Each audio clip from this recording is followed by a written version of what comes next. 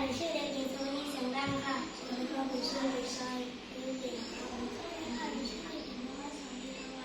สวัสดีค่ะหนูชื่อเด็กหญิงชลาเสียงดังค่ะสวัสดีครับผมชื่อเด็กชาย